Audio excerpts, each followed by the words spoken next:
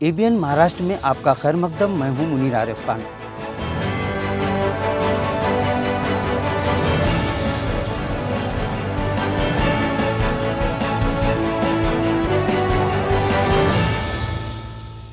ABN Maharashtra में आपका खैर मकदम। मैं हूं मुनीर आरिफ खान। नाज़रीन, वैसे तो इस मुल्क की सबसे पुरानी और बड़ी सियासी पार्टी कांग्रेस ने हिंदुस्तान पर लगातार 7 दहाइयों तक यानी 70 सालों तक हुक्मरानी की। इन 70 सालों में कांग्रेस ने इस मुल्क की दीगर कौमों और बिरादरियों को क्या दिया और इनसे क्या हासिल किया ये छोड़िए। इस मुल्क की सबसे बड़ी अक़लियत, इस मुल्क की दूसरी सबसे बड़ी आबादी यानी मुसलमानों को इस कांग्रेस ने हर इलेक्शन के वक्त सब्ज़ बाग दिखाए, तरह तरह के वादे किए और मुसलमान कांग्रेस को दूध पिला पिला कर इसकी सियासी परवरिश करते रहे। यहाँ तक कि कांग्रेस मुल्क की सियासत का एक वसी हिस्सा बनकर रह गई। बहरहाल यही सिलसिला लगातार 70 सालों से चला आ रहा है, लेकिन इसके बावजूद मुसलमानों ने हर मर्तबा इस मुल्क को बचाने, इस मुल्क की गंगा जमनी तहजीब को बरकरार रखने, ज़ात पात की सियासत से करोड़ों इंसानों को महफूज रखने, इसी तरह अमन और अमान को बरकरार रखने के लिए हर तरह की कुर्बानियाँ दी और इस मुल्क पर एक ऐसा एहसान किया कि इस एहसान का बदला रहती दुनिया तक इस मुल्क के अवाम मुसलमानों से चुकता नहीं कर सकते। बहरहाल बात अगर निकलेगी तो दूर तक जाएगी। हम सीधे मुद्दे पर आते हैं।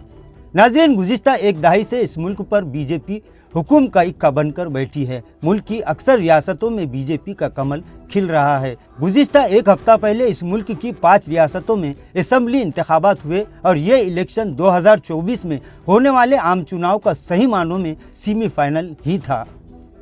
पूरा माहौल हुक्मरान जमात के हक में हो चुका था और इसे धांधली से कहिए या फिर ईमानदारी से।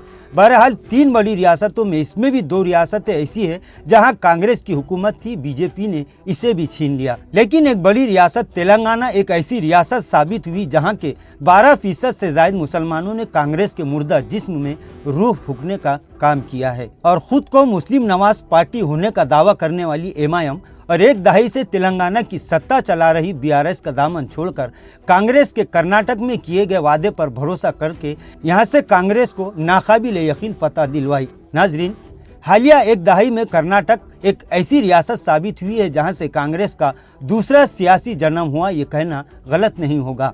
और कर्नाटक में कांग्रेस को दोबारा सियासत के मैदान में मुकाबले के काबिल बनाने में भी इस मुल्क के मुसलमानों ने और इस रियासत कर्नाटक के मुसलमानों ने ही अहम रोल अदा किया है। यहाँ पर 4-5 मुस्लिम कायदीन को काबीना में शामिल कर दिया गया और मुल्क के मुसलमानों को बस चाहिए भी यही था कि कम से कम हर रियासत में 4-5 मुस्लिम कायदीन पार्लियामेंट में समाज की नुमाइंदगी कर सके।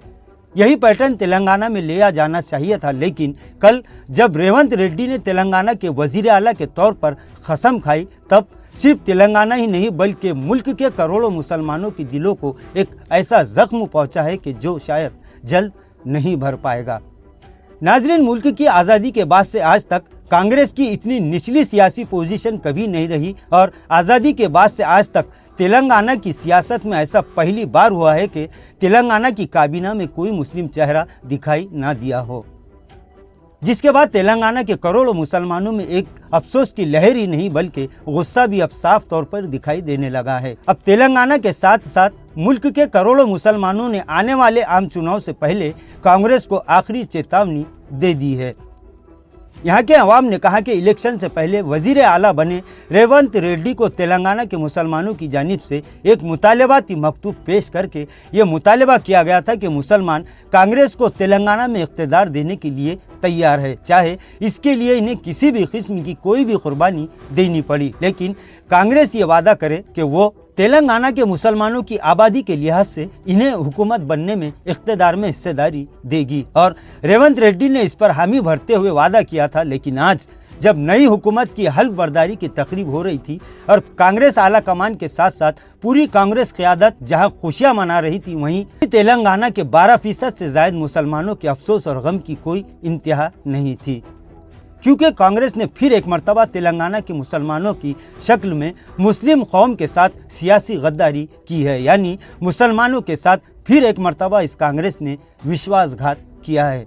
तेलंगाना के मुसलमानों ने अब नए वजीर आला रेवंत रेड्डी के साथ साथ सोनिया गांधी, राहुल गांधी मल्लिकार्जुन खड़गे, इसी तरह जितने भी कांग्रेस के आला वर्किंग कमेटी के मेंबरान हैं, इनके साथ साथ तमाम कांग्रेस कायदीन को दो टोक अंदाज में ये चेतावनी दी है, तेलंगाना के मुसलमान भीख मांगने के आदी नहीं है, वो अपना हक लेना अच्छी तरह से जानते हैं। अगर हुकूमत ये चाहती है कि आने वाले आम चुनाव में कांग्रेस की खत्म होती सियासी जिंदगी को दोबारा नई जिंदगी मिले तो जल्द से जल्द तेलंगाना की एक सीट पर एक एमएलसी उम्मीदवार इंतखाब जीतकर अब एमएलए बनकर पहुंच चुका है। लिहाजा यहां से तेलंगाना के किसी एक मुस्लिम नेता को जल्द से जल्द काबीना में शामिल करे और 1 महीने के बाद ही क्यों ना हो इसे इस खाली जगह से एमएलसी मुंतखब करवाए और इसके बाद किस तरह मुसलमानों को हुकूमत में नुमाइंदगी देनी है, किस तरह यहाँ की अक़लियतों को, मुसलमानों को और दीगर तमाम अक़लियतों को इसकी मात से फ़ायदा पहुँचाना है, इस पर मंथन ज़रूर करे।